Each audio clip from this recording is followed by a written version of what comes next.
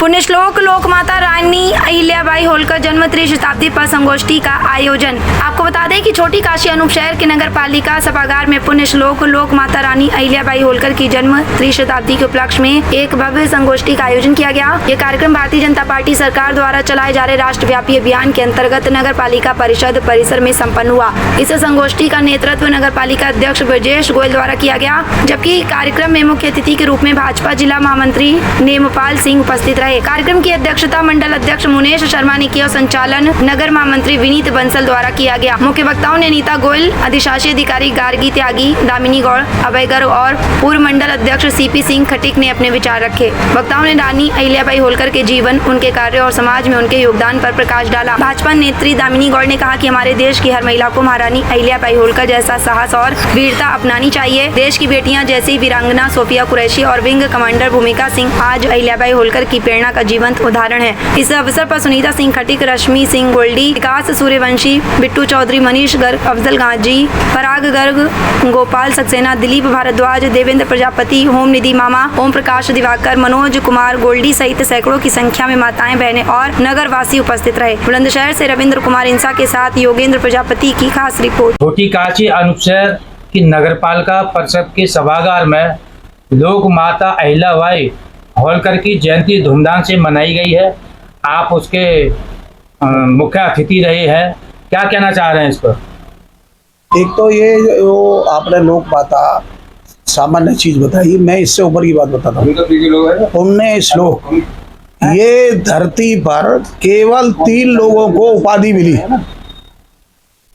एक उसमें युधिष्ठिर महाराज हैं महाभारत कालखंड के, एक राजा नल हैं और एक ये अहिल्याबाई होलकर है। तो लोक माता और राजमाता ये इसके सामने सामान्य चीज है, वो उससे ऊपर की चीज है जो मैंने आपको बताई।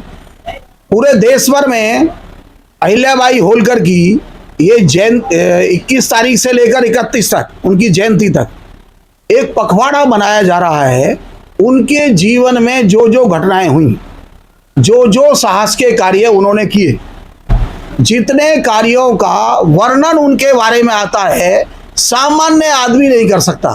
12,500 मंदिर, धर्मशाला, स्कूल, घाट, कुएं, तालाब, 12,500 ये बड़ी संख्या होती है, कम संख्या नहीं होती। इतना ही नहीं, ये तो थोड़ी छोटी चीज है।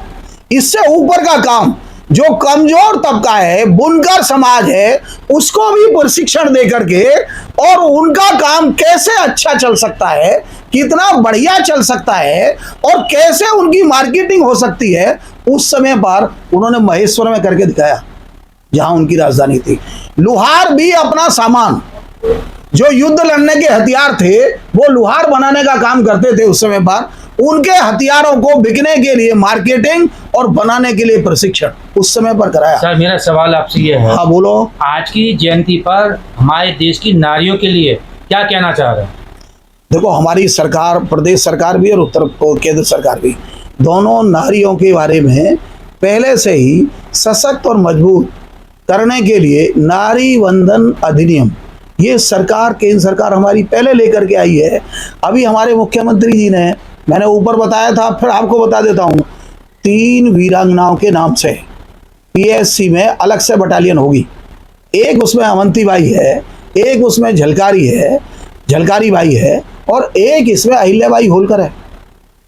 3 के नाम से अलग अलग जिलों में अलग अलग बटालियन होंगी।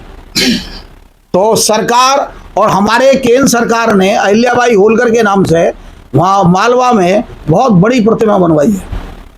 जगह जगह अनेकों मेडिकल कॉलेज और विद्यालयों के नाम भी अहिल्याबाई होलकर। तो जो गवर्नमेंट कर रही है वो ठीक है, आप नारियों के लिए क्या करना चाहिए? नारियों का उत्थान कैसे करें?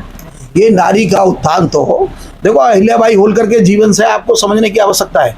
वो क्या, एक किसी गरीब घर में जन्मी, जिसके यहाँ पशुपालन का काम होता है, खेती का काम होता है, और इतना बड़ा काम करके जाती है इस धरती पर कि बद्रीनाथ तो रामेश्वरम, द्वारिका तो फिर जगन्नाथपुरी, और इतना ही नहीं, ये जो 12 बड़े ज्योतिर्लिंग शंकर भगवान के हैं उन ज्योतिर्लिंगों का भी मैंने बताया ना 12,500, तो इतना बड़ा काम वो करके गई, उसको किसी ने प्रशिक्षण नहीं दिया।